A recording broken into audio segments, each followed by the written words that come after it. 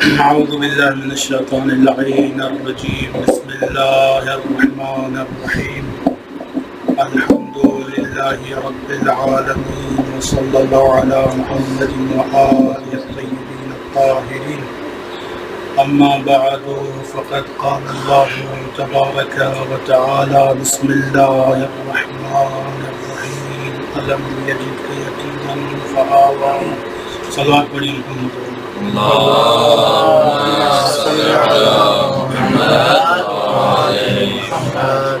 سب سے پہلے سورہ فاتحہ کی التماس ہے محمد ہاشم منجو مرزا.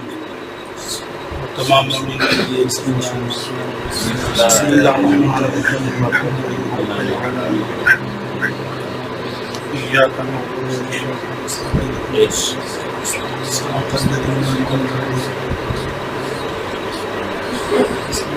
بسم الله الرحمن الرحيم. قل هو الله أحد الله الصمد لم يلد ولم يولد.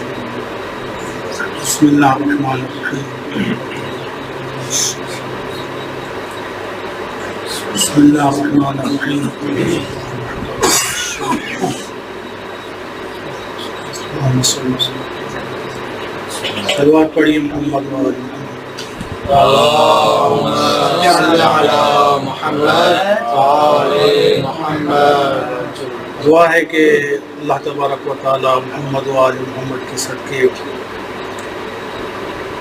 اس محفل کو، مجلس کو قبول منظور فرمائے، اور شیخ نصیر احمد کربلائی صاحب نے جو اہتمام کیا ہے یہ اہتمام اپنی بارگاہ قبول منظور فرمائے، اور ان کے رزق حلال برکت عنایت فرمائے، اور جس مرحوم محمد ہاشم ابن منجو مرزا کے لیے دعا کے لیے کہا گیا ہے، اللہ تبارک و تعالیٰ ان کے درجات بلند فرمائے. سب دعاؤں کی قبولیت کے لیے ایک دفعہ دعا کریں. اللهم صل على محمد وآل محمد. بہترین اوقات ماہ مبارک، بہترین ایام، بہترین لیالی. ان ایام میں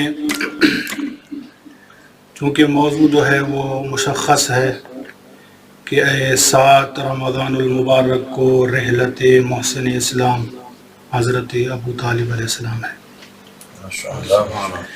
تو اس لحاظ سے موضوع انتہائی طویل لیکن مختصر کوشش کریں گے کہ 15 منٹ کے اندر اندر گفتگو تمام کریں. بسم اللہ. شیخ صاحب کی توفیقات میں خداوند قدوس اور اضافہ فرمائے. یہ موضوعات ویسے یہ ایام جو ہے یا یہ مناسبات کم منائی جاتی ہیں، ان میں سے ایک یہ مناسبت ہے، شاید ہم متوجہ نہیں ہوتے، وَإِلَّا جناب ابو طالب کی شخصیت سے کون واقف نہیں ہے. ارشاد خداوندی ہوتا ہے سورہ ضحیٰ میں کہ اے حبیب ہم نے آپ کو پالا. اس جملے سے مختصر اگر ہسٹری بیان کریں تو جناب ابو طالب علیہ السلام کی ولادت کے بارے میں علماء نے جو لکھا کہ رسول اللہ کی بعثت سے پہلے یا رسول اللہ کی ولادت سے پہلے 35 سال یا بعض نے 36 سال کہا ہے ان کی ولادت ہے. بعثت یعنی مبعوث ہونا، رسول اللہ نے جو رسالت کا اعلان کیا.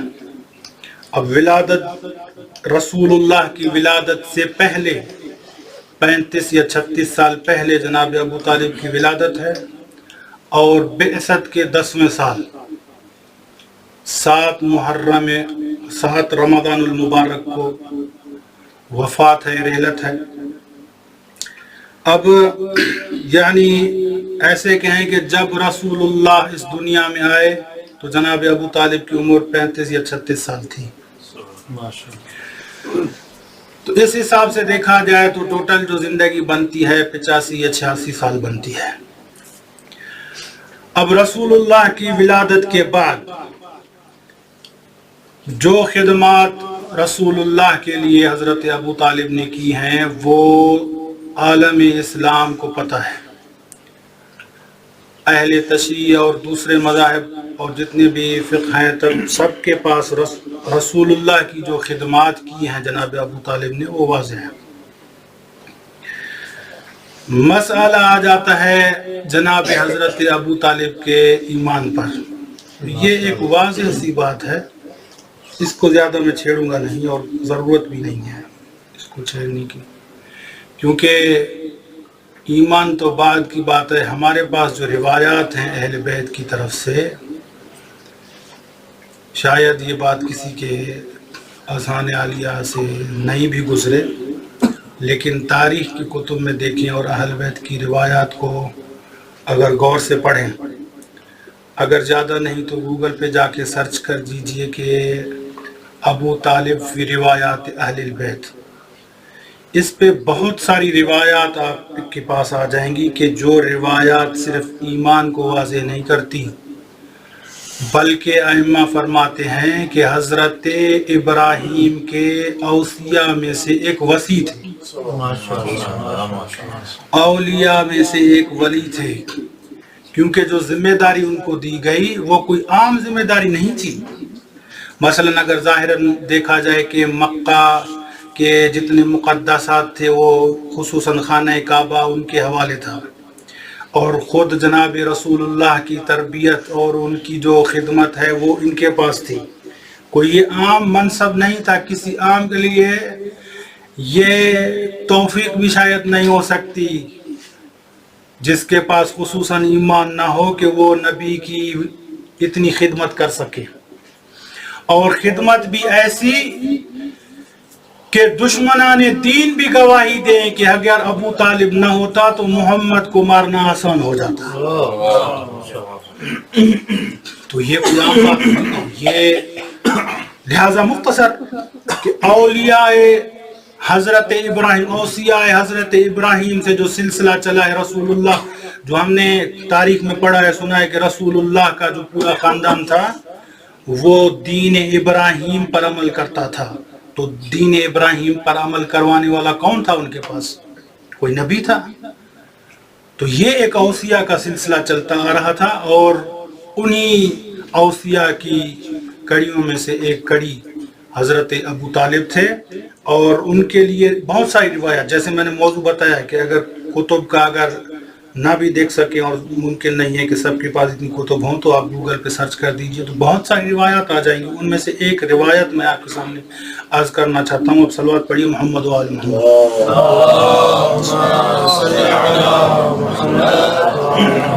یہ روایت ہے عن علی بن الحسین یعنی امام زین العابدین سے، عن ابی یعنی امام حسین سے، عن امیر المؤمنین، خود مولا امیر علیہ السلام فرماتے ہیں کہ رسول اللہ نے فرمایا والذی بعث محمدا بالحق، مولا امیر نے فرمایا کہ مجھے قسم ہے اس خدا کی جس نے رسول اللہ کو مبعوث بحق کیا، ان نور ابی طالب، ہم بیٹھ کے ایمان کی باتیں کرتے ہیں، امام زین العابدین علیہ السلام فرماتے ہیں کہ میرے دادا امیر المومنین علیہ السلام خدا کی قسم کھا کر یہ کہتے ہیں کہ ان نور ابی طالب، ایمان نہیں حضرت ابو طالب کا نور جو ہے، جو ہم عالم نور کی باتیں کرتے ہیں، وہی بات مولا امیر بتا رہے ہیں کہ ان نور ابی طالب لا يطفئ انوار الخلائق، تمام خلاق عالم کی جتنی بھی انوار ہیں، نور ہیں، وہ خیرہ ہو جائیں حضرت ابو طالب کے نور کے سامنے۔ فرما رہے ہیں ان نور ابی طالب لا يطفئ انوار الخلائق الا 5 انوار۔ محمد و آل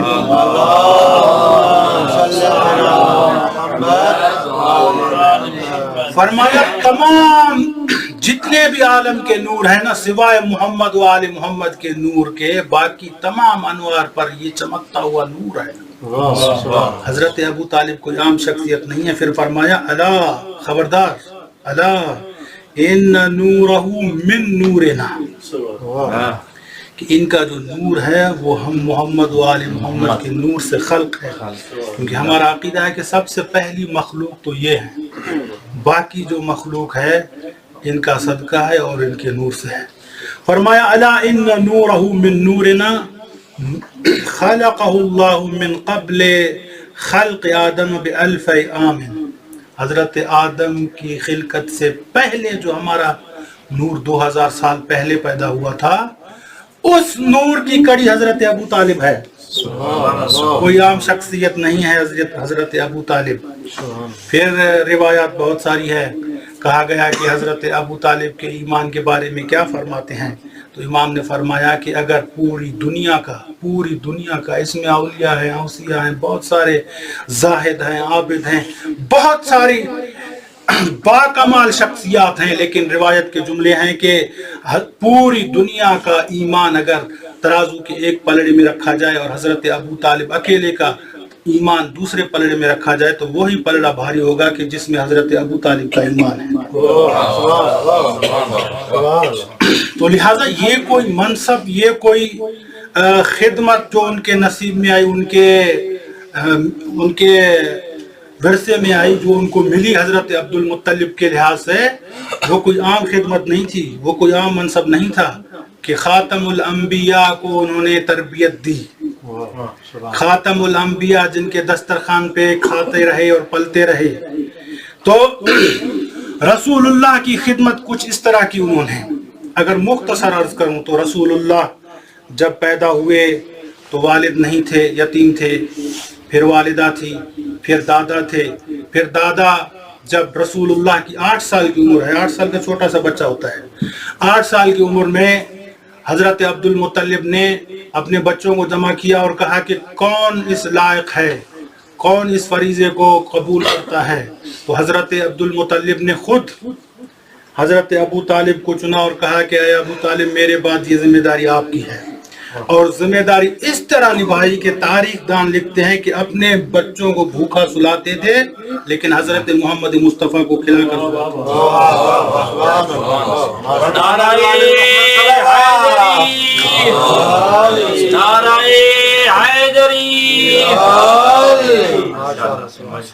یعنی اپنے بچے اگر بھوکے رہ جائیں لیکن اللہ کے نبی بھوکے نہ رہیں۔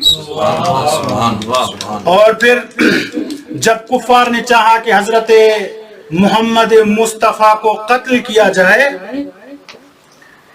تو جناب محمد مصطفیٰ کے بستر پر اپنے بچوں کو سلا کر یہ بتایا کہ میں اس کو اپنا بیٹا، اپنا بھتیجا نہیں، اپنا ایمان سمجھ کر بچاتا ہوں، کیونکہ یہ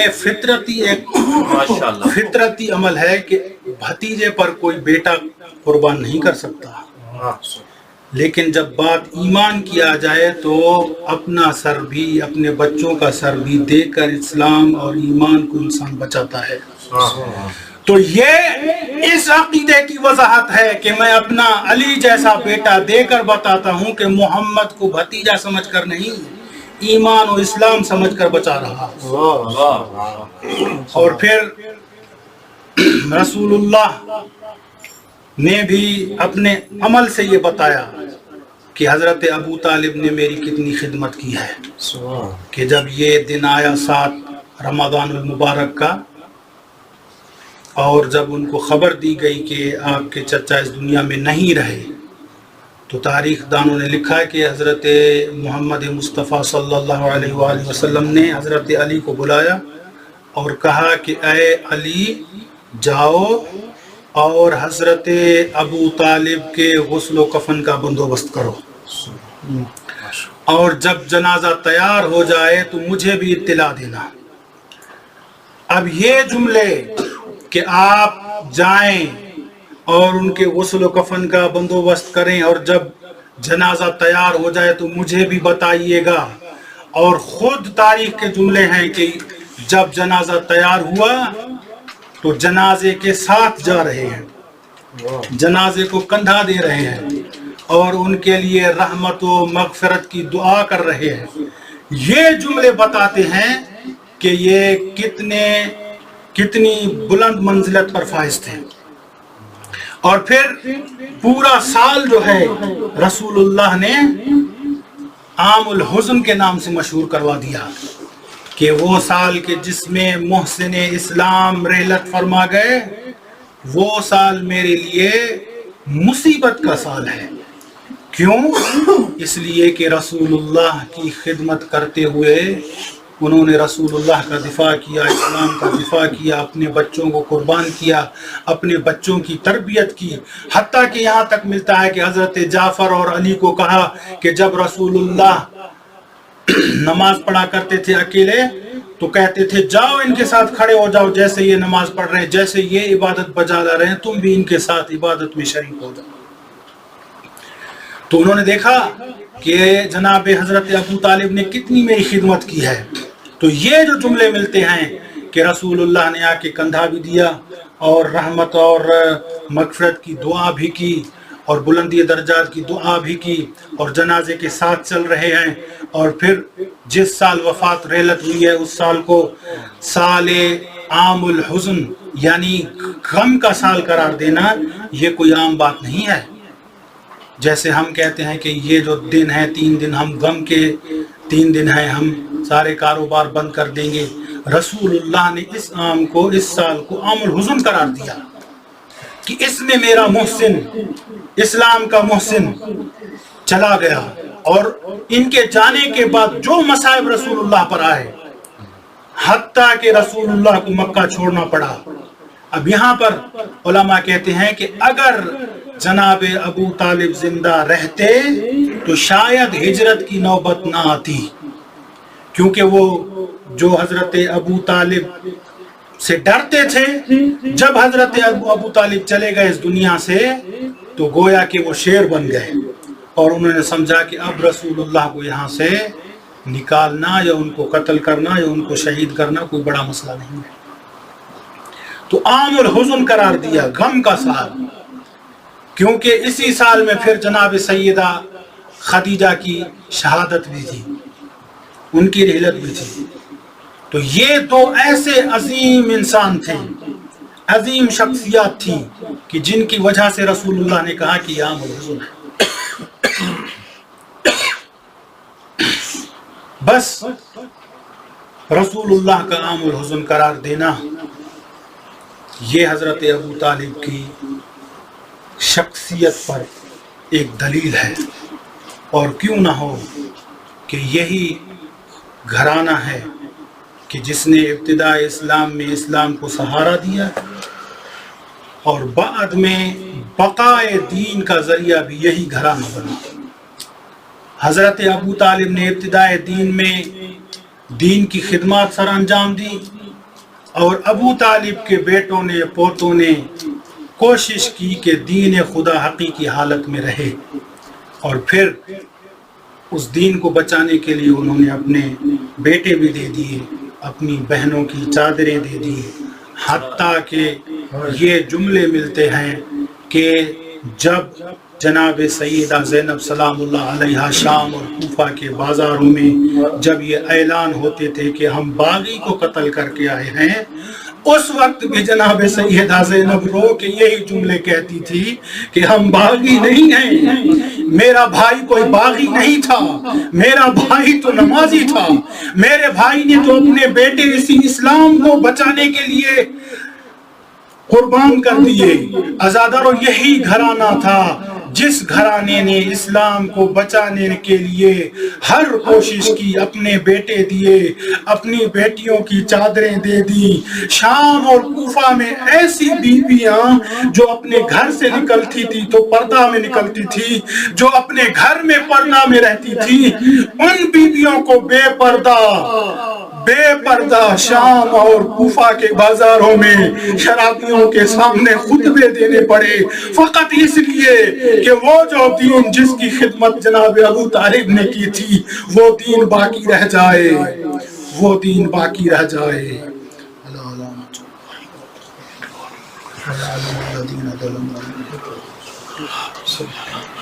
ایک دفعہ پھر فاتحہ کی. بسم اللہ الرحمن الرحیم مالک یوم الدین ایاک نعبد و ایاک نستعین اهدنا الصراط الذین انعمت علیہم غیر المغضوب علیہم. بسم اللہ الرحمن الرحیم. بسم اللہ الرحمن الرحیم. الہی بحق محمد و آل محمد حسن ہماری اس قلیل سی عبادت کو قبول و منظور فرما۔ الہی بحق محمد و آل محمد جتنے مومنین حاضر ہوئے سب کی نیک شرعی حاجات کو پورا فرما۔ جن مومنین کی طرف سے یہ مجلس ظاہر ہے بحق محمد و آل محمد ان کی بھی نیک شرعی حاجات کو پورا فرما۔ شیخ مولانا نصیر احمد کربلائی صاحب کی توفیقات خیر میں اضافہ فرما، ان کے رزق حلال میں برکت نعمت فرما۔